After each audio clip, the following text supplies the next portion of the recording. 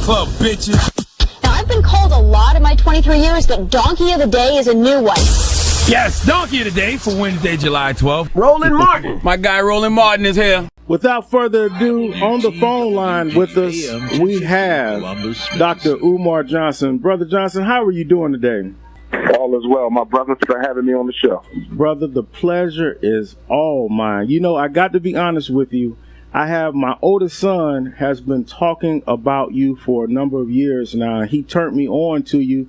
And brother, I just haven't been able to let you go through all your messages and stuff. And I just want to thank you for all that you do.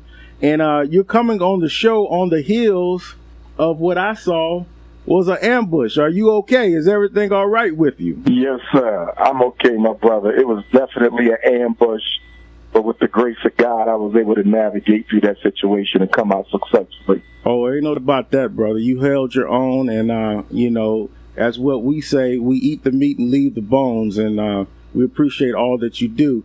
You know, look, man, let's just put it where as they say, where the goats can get it, man. Let's just lay it on out there. Our community is in a crisis situation.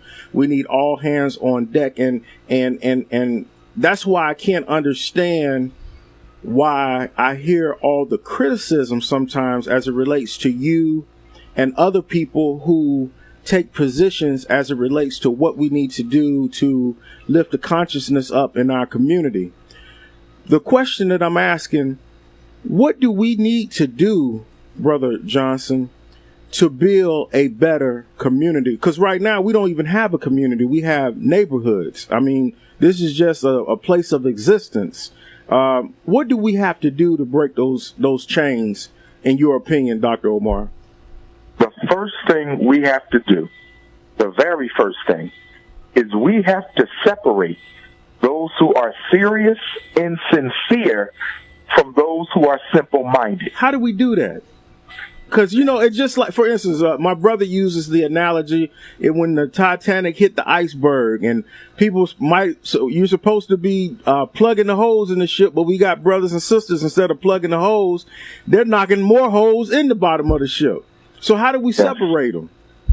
I think what we all have to do is we have to exercise our own responsibility within our social network and our family networks and our professional networks, and determine, based on our own experience with the people we know, who we believe to be serious and sincere. And we need to start bringing those people together on the local level, the regional level, the state level, the national level, so we can begin to organize, because there's something that has to be admitted. As painful as it is, I think we have more black people in America who are loyal to the status quo and the establishment, as you saw during the Roland Martin interview. A lot of our people think like that. That sister was not just representing herself. Her line of thought is representative of a lot of black women. And the young brother right next to him, his line of thought is representative of a lot of black men. And of course, we had the attorney, who I respect because he did bring a degree of balance to the conversation, but yet and still he was afraid to be too supportive of the unapologetically African line because of his relationships with the power structure. So that panel, as trifling as the two of them, you know, that was very representative and endemic of what we're going through as a community. So we have more black people who will be against us, brothers, and that's why we have to do a very good job, a very keen job of making sure we're bringing the right people into this struggle. In other words, I believe we have to have a civil war in the black community, not a physical one necessarily, but a mental, a psychological, a cultural, a social, a financial civil war.